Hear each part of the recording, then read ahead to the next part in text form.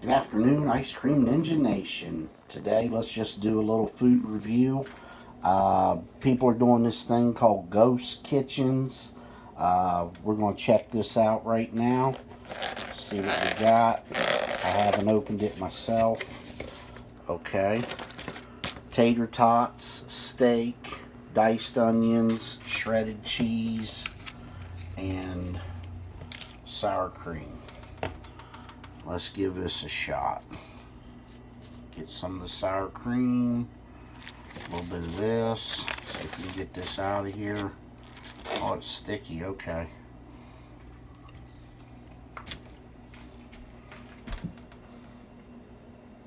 Ghost kitchens.